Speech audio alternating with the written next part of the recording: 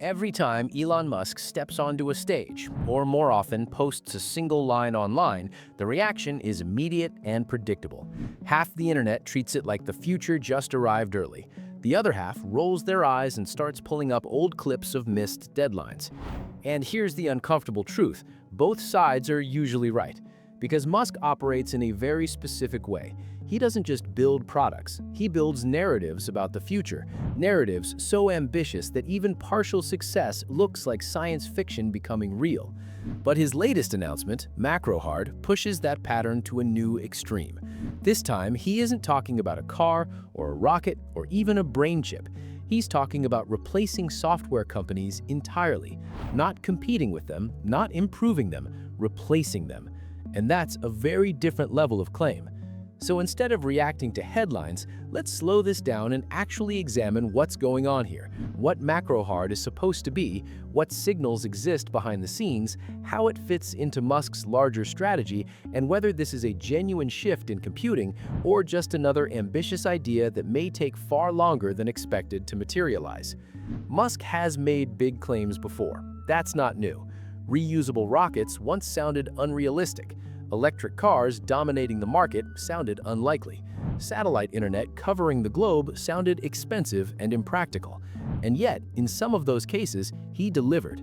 That's exactly why Macrohard is getting attention, because even people who doubt him know this: ignoring Musk completely has historically been a mistake. But there's something fundamentally different this time. Previous Musk projects were tied to physical systems: rockets, cars, batteries, infrastructure. Those are hard problems, but they're bounded. Macrohard is not bounded. It's an attempt to automate knowledge work itself. That includes writing documents, managing workflows, operating enterprise software, and handling repetitive digital tasks, potentially replacing entire roles in organizations. This isn't just a product category. It's an attempt to redefine how software is used altogether. At the heart of Macrohard is a deceptively simple concept. Instead of building new software tools, build an AI that can use existing software better than humans. Think about that carefully.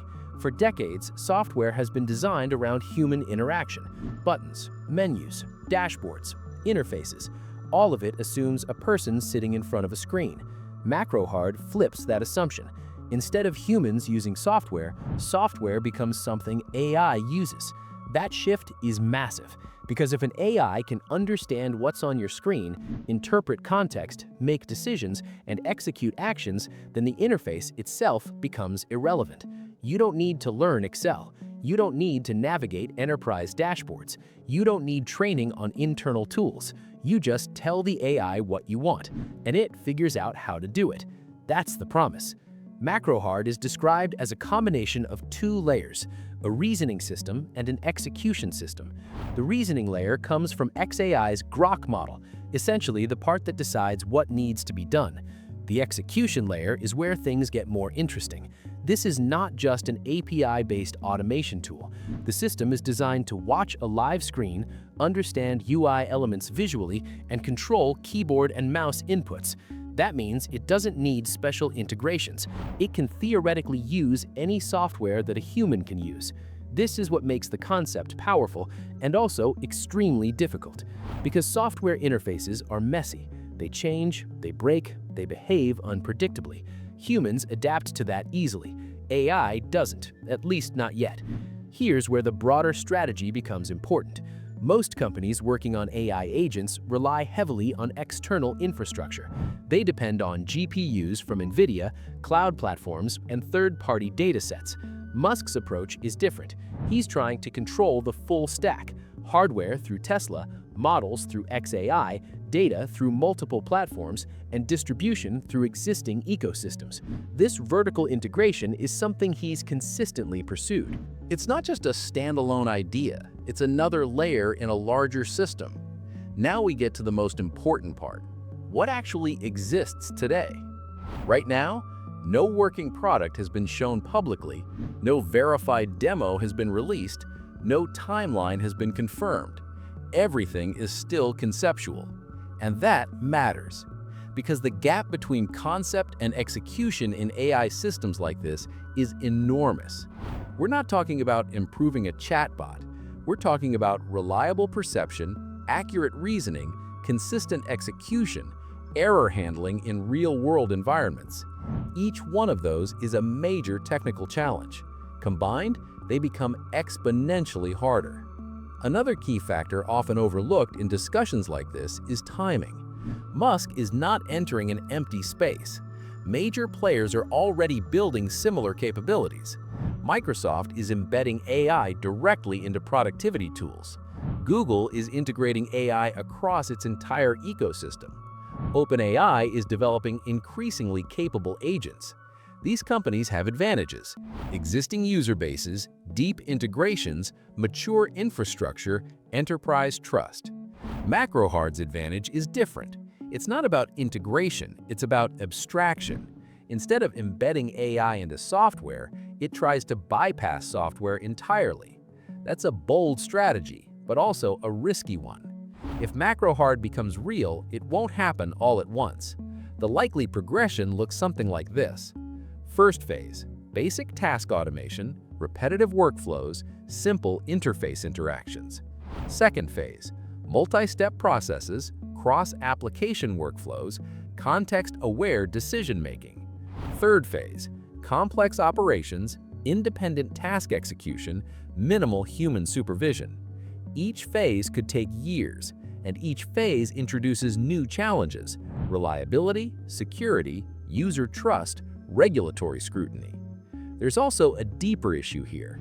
If an AI can see your screen, read your data, and act on your behalf, then it has access to everything you do. That raises serious concerns: privacy, security, control. Who verifies what the AI is doing? Who's responsible if it makes a mistake? How do you prevent misuse? These questions don't have simple answers, and historically, Musk has not prioritized cautious rollouts. That could become a major problem here. To evaluate Macrohard properly, you have to accept two conflicting truths about Musk. He has built things that changed entire industries, and he has repeatedly overestimated timelines and underestimated complexity. Both are true. That creates a unique situation, because even if Macrohard is delayed, even if the first version underdelivers, the core idea might still succeed over time, just not on the timeline being implied. Instead of focusing on announcements, there are better signals to track: real demos, not concept videos; third-party testing, not internal claims; measurable performance, not vision statements. These are the indicators that separate ideas from execution. Until those appear, Macrohard remains a possibility, not a reality. Final thoughts. Macrohard is not just another product announcement. It's a statement about the future of computing. A future where software is no longer directly used by humans. Interfaces become optional, and AI becomes the primary operator of digital systems. That future may arrive eventually, but whether Macrohard is the system that gets us there is still completely uncertain, because right now it exists more as an idea than a product.